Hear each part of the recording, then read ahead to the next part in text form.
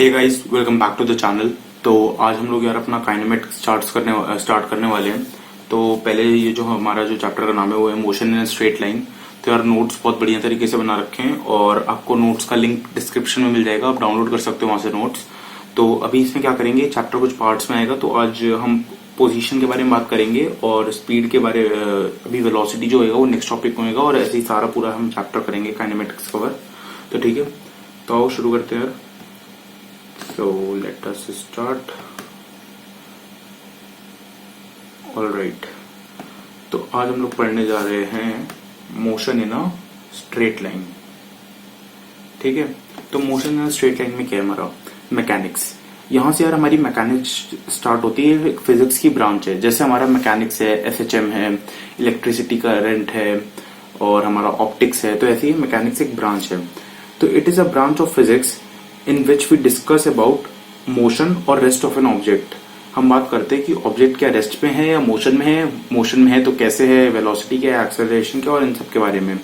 अब जो स्टैटिक होता है हमारा वो क्या होता है, study of object of motion at rest. तो ये देखो जैसे नाम इसका बोलता है काइना है ना, ये जो हम काइनेमेटिक्स पढ़ रहे हैं, तो स्टैटिस्टिक्स में हमारा क्या है, जब हमारा बॉडी रेस्ट पे होएगा तब हम उसकी जो स्टडी करते हैं उसको बोलते हैं स्टैटिक्स। अब काइनेमेटिक्स में क्या होता है, study of objects motion without cause of motion. ठीक है, इसमें मतलब ऑब्जर्वर रेस्ट पर है, बाकी वो मोशन देख रहा है, वो उसको हम बोलते हैं काइनेमेटिक्स। और डायनेमिक्स जो है हमारा की study of objects motion with cause of motion, कि हमारा ऑब्जर्वर भी मोशन में है और जो ऑब्जेक्ट है वो भी मोशन में है। ठीक है, सो आइडियल पॉइंट ऑब्जेक्ट, तो इसमें क्या हमारा size dimension of a body neglect ignored while it is in motion.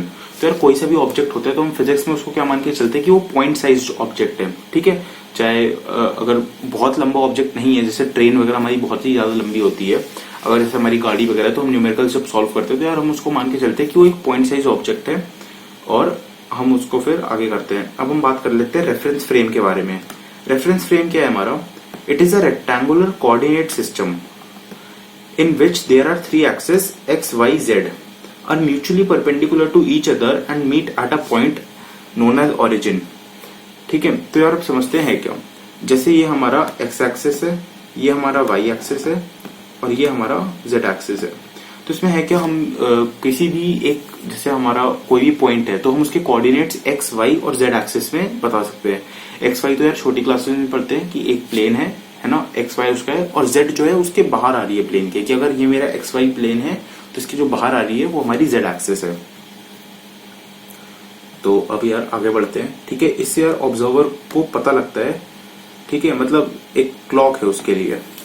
अब क्या है, टाइप्स ऑफ रेफरेंस फ्रेम। एक टाइप का क्या होता है हमारा इनर्शियल रेफरेंस फ्रेम, एक क्या होता है नॉन इनर्शियल रेफरेंस फ्रेम। अब इनर्शियल रेफरेंस फ्रेम में क्या होता है, दे फॉलो न्यूटन्स लॉ, और नॉन इनर्शियल रेफरेंस फ्रेम में क्या होता है, they do not follow Newton's law. ठीक है, अब ये क्या होता है हमारा types of inertial frame. Inertial frame में देखिए क्या होता है, जैसे हमारा पहला जो टाइप है वो क्या है, स्टेशनरी रेफरेंस फ्रेम। इसमें क्या है, मतलब कि हमारा ऑब्जर्वर जो है रेस्ट पर है, वो अपनी जो भी ऑब्जर्व कर रहा है वो रेस्ट पे खड़ा होकर ऑब्जर्व कर रहा है, उसका जो रेफरेंस फ्रेम है वो स्टेशनरी है, मतलब रुका हुआ है। और reference frame with moving constant speed, यहाँ पे जो मैंने म्यू कांस्टेंट लिख रखा है, इसका मतलब क्या है कि एक ऑब्जर्वर है हमारा, वो किसी वेलोसिटी से मूव कर रहा है। फॉर सपोज वो एक ट्रेन को चलते हुए देख रहा है, अब ट्रेन अपनी स्पीड से जा रही है लेकिन ऑब्जर्वर भी किसी स्पीड से चल रहा है। ठीक है, तो वो तब जो उसकी ऑब्जर्वेशन है, तो उसका क्या रेफरेंस फ्रेम क्या होगा, reference frame moving with a constant speed. ठीक है, अब देखते हैं types of non inertial reference frame. इसमें क्या होता है हमारा एक्सेलरेटेड रेफरेंस फ्रेम और नॉन इनर्शियल रेफरेंस फ्रेम। तो यार अभी हमने ऊपर बात करी थी इनर्शियल फ्रेम में कि moving with a constant speed. अगर अब वो कांस्टेंट स्पीड से मूव कर रहा है तो उसमें क्या होगा, एक्सेलरेशन जीरो होगा। क्यों होगा जीरो, क्योंकि हमारा एक्सेलरेशन क्या होता है, change in velocity upon time. तो चेंज इन वेलोसिटी तो जीरो है हमारा, तो एक्सेलरेशन भी ऊपर वाले में जीरो होगा। एक्सेलरेटेड में क्या है, जो मेरा ऑब्जर्वर है वो अपनी स्पीड बढ़ाता जा रहा है। ठीक है, कि अगर वो 1 सेकंड पे 2 मीटर पर सेकंड की स्पीड से भाग रहा था, 3 सेकंड पे 5 मीटर पर सेकंड की स्पीड से भाग रहा है। और रोटेटिंग रेफरेंस फ्रेम क्या है कि मेरा कोई भी है तो वो क्या रोटेट कर रहा है, घूमते हुए देख रहा है कि अगर मैं जैसे कुछ ऑब्जर्व कर रहा हूं तो मैं ऐसे घूमते हुए पूरा देख रहा हूं, तो ये हमारा रोटेटिंग रेफरेंस फ्रेम है। अब हम बात कर लेते हैं डिस्टेंस एंड डिस्प्लेसमेंट की। तो डिस्टेंस क्या है? It is the length of the actual path traversed by the body between its initial and final position.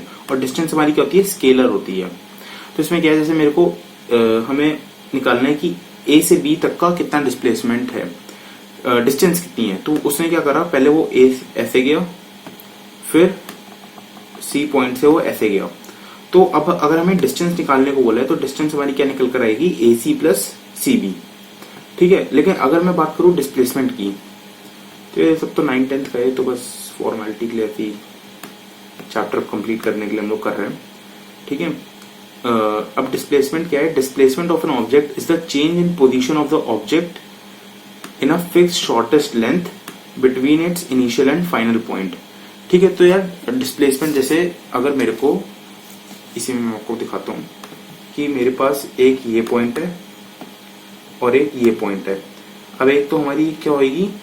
आसान रास्ता, सीधा यहां से यहां चले जाए। और कुछ क्या करेंगे?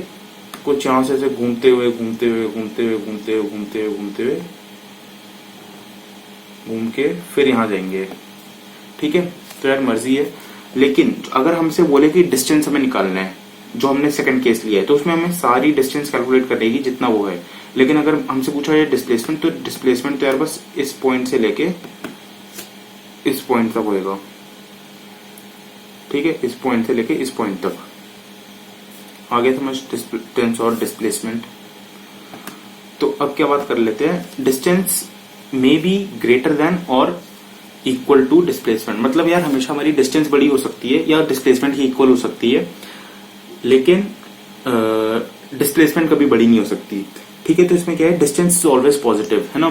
तो डिस्टेंस हमारा क्या होता है, हमेशा जीरो से हम स्टार्ट करते हैं कि अगर मैं यहां से लेके इस पॉइंट तक गया तो हम जीरो से स्टार्ट करेंगे, इतना करा हमने डिस्टेंस। और displacement can be positive, negative और जीरो। तो डिस्प्लेसमेंट क्या हमारा वेक्टर क्वांटिटी है और डिस्टेंस क्या हमारा स्केलर क्वांटिटी है। तो डिस्प्लेसमेंट में डायरेक्शन मैटर करती है, इसलिए वो पॉजिटिव, नेगेटिव और जीरो हो सकता है। अब हम बात कर लेते हैं 1D मोशन, 2D मोशन और 3D मोशन के बारे में। तो 1D मोशन में क्या है कि हम कोई एक एक्सिस के अबाउट मोशन कर रहे हैं, कि एक्स एक्सिस के अबाउट कर रहे हैं, तो x2 x1 हमने निकाल लिया। 2D मोशन में क्या है हमारा, हमें 2 कोऑर्डिनेट में बता रखा है। और 3D मोशन में क्या है हमारा, 3 कोऑर्डिनेट में हमें बता रखा है। ठीक है, तो यही है हमारा 1D, 2D और 3D मोशन। तो आओ नीचे चलते हैं, जस्ट अ सेकेंड।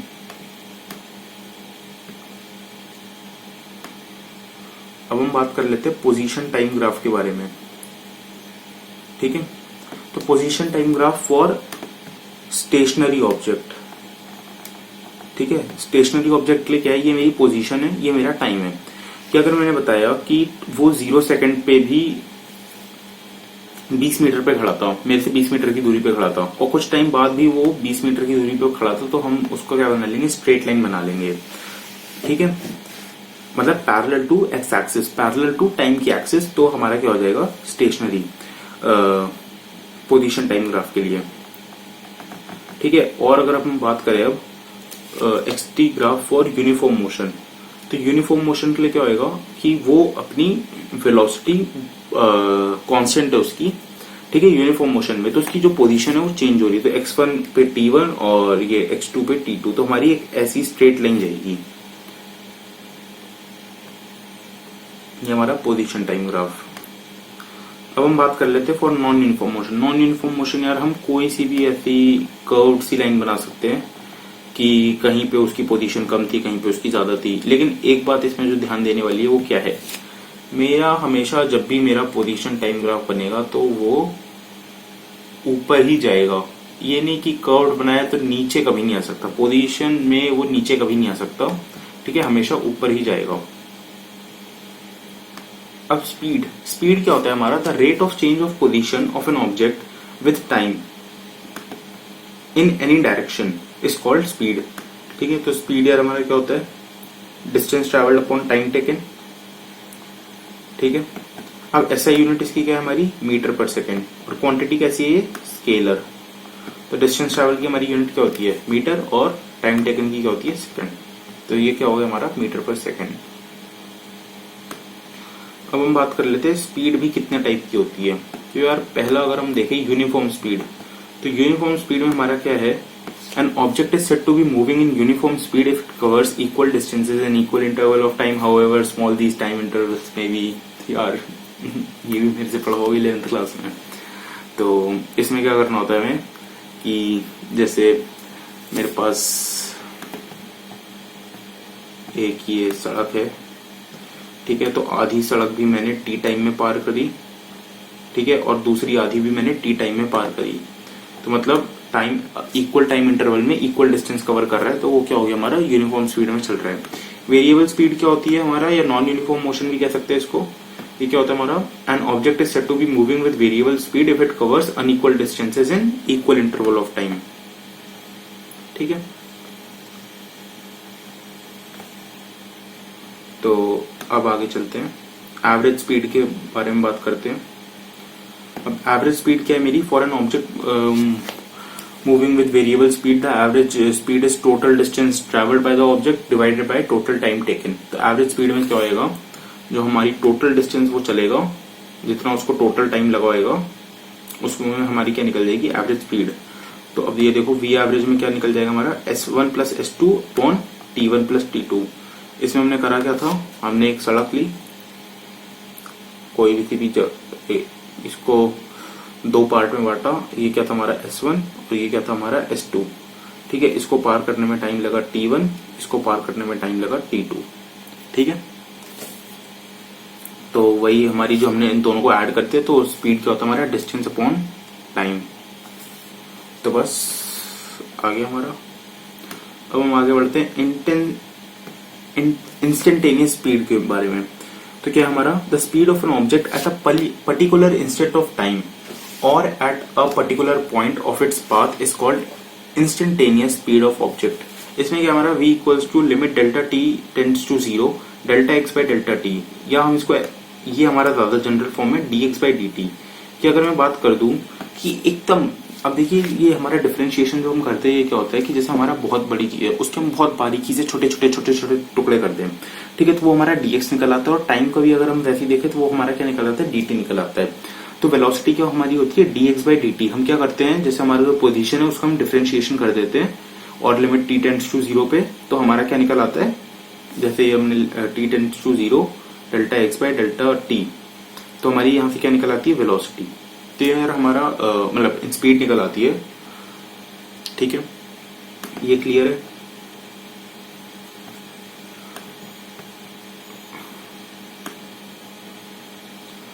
तो अब यार ये प्रॉब्लम है, प्रॉब्लम अगर हम करें तो ये क्या है प्रॉब्लम, इसमें हमें बता रखा है कि एक सर्कल है, वो एक हमारा जो सर्कल है वो क्या है थोड़ा सा घूमा है। थोड़े से घूमने पे क्या हुआ, हमारा जो ए पॉइंट था वो ऊपर चला गया और बी पॉइंट था नीचे आ गया। अब इसमें हमें पता लगाना है कि सर्कल का डिस्प्लेसमेंट क्या है। तो डिस्प्लेसमेंट पता लगाने के लिए हम क्या करेंगे,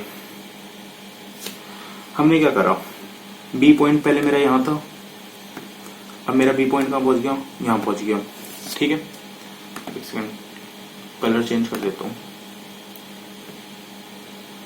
अब इसमें क्या हुआ, अब देखिए आपको सर्कल का डायमीटर पता है 2r हो जाएगा डायमीटर। अब ए टू बी डिस्टेंस कितनी होगी, पाई आर। क्यों पाई आर होगी, क्योंकि हाफ डिस्टेंस कवर करें, मतलब सर्कल का सर्कमफ्रेंस हाफ, तो क्या लेंगे पाई आर। सर्कल का सर्कमफ्रेंस होता है हमारा 2 पाई आर, तो इसमें हम लेंगे पाई आर। और ये क्या होगा हमारा 2 पाई आर। और ये अब एंगल तो सबको दिख ही रहा है कि 90 डिग्री है, ये 90 डिग्री है। तो हम ये कैलकुलेट कर लेंगे, ये वाली लाइन हमने कैलकुलेट करी डिस्प्लेसमेंट, क्या गया रूट में 2r का square plus pi R square, और यहाँ से हमारा आंसर ये निकल आया r plus 4 root 4 plus pi square, ठीक है, ये हमारा आंसर आ गया। तो यार इस वीडियो पे इतना ही रखते हैं, आगे अब हम वेलोसिटी के बारे में डिस्कस करेंगे, फिर एक्सेलरेशन, उनके ग्राफ्स के बारे में डिस्कस करेंगे। तो देखते रहिए, एंजॉय करते रहिए, और बस tell me if any improvements are to be made. Thank you for watching the video. Like, share, subscribe, comment down below. Go, bye bye.